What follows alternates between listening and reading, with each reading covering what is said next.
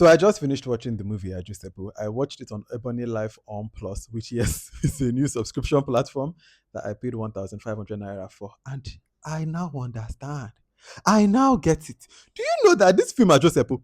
I knew about the name before I even knew anything about this film, and I knew about the name because whenever they announced any sort of new thing like cover or circuits or under even the comments of actors, the way one of the top comments is, "Where's AJOSEPO? We want AJOSEPO. We want AJOSEPO." All this time, I thought AJOSEPO was a Yoruba epic.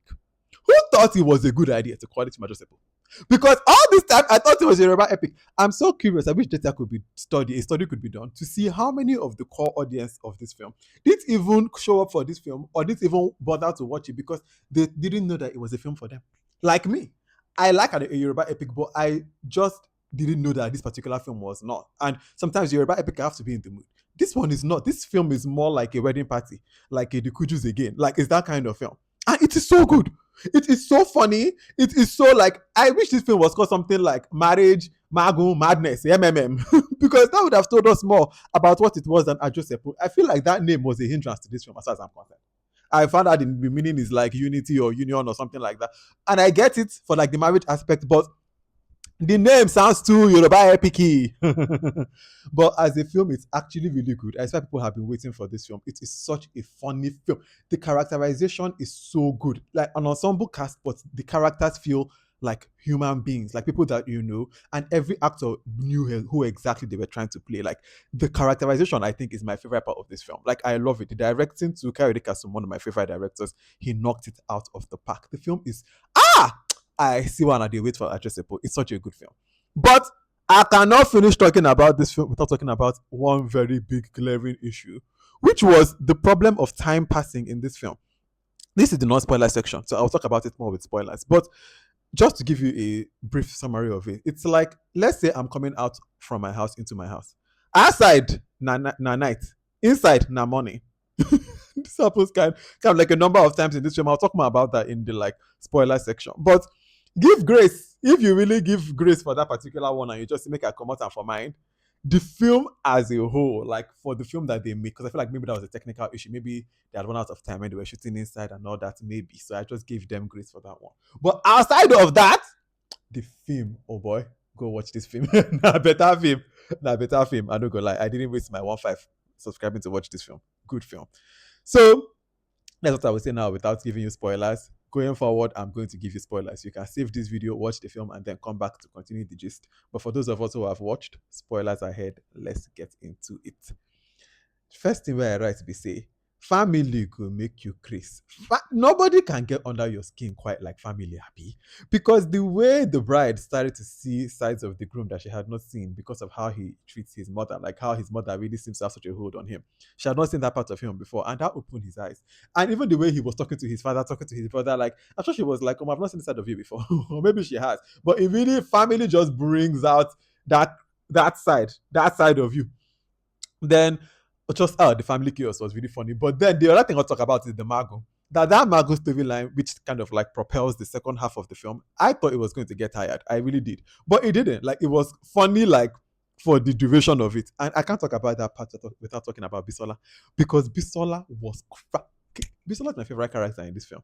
And she didn't even have that many lines. But Bisola's acting, even when she was not speaking, like her hiding of the face, the way she was hiding her face, the way like her mannerisms, the way she was acting the character of Auntie Yetunde, the guilty woman, who was cracking me. Bisola cracked me up so much in this film. Like I loved it. The other thing that I wrote was bitterness, resentment, how we can rear its head, because we see that the groom's mother, I wish I can remember their names exactly, but the groom's mother, we see that like her bitterness against her ex-husband and the way she feels about him, useless man, all that anger, all that bitterness against her husband really rubbed off on her children, and it just pushed her children away from her. It was like, wow, curb your bitterness. No matter the feelings you feel about the other person, don't take it out on your children. Like that is a very big lesson in this film. The other thing too was in this same talk of resentment and the things that are held inside. Yetunde, when she goes to have to sleep with the groom's father, we now find out that it's because even her own husband isn't touching her. Clearly, she's growing resentment and anger and bitterness about that. And when you don't address these things, they come out in other ways. They manifest in other ways. So that is a very big theme of this film. I also, watching the trailer, I wish that the trailer had really shown how much heart this film has, because the trailer positions it as a comedy, which it is, but in a way that maybe I don't know if people really watching the trailer would understand how good the film is. Like it's comedy, but it's not like they force you to laugh. Like the comedy happens naturally. It's such a good film. I loved this film. I really see why the hype. I really, really enjoyed it. And now that just brings me again to the big problem of the timing, because it was the thing that took me out of this film the most. If I'm taking away any score, it is because of that. And it is just because you cannot ignore it. For example, when the ambulance comes, it is night. When she goes into the room, it is day because the curtains are open and it's bright out. When they go to get the witch doctor, it is night. That is the groom and the brother are talking in the back seat of the car at night, visibly night.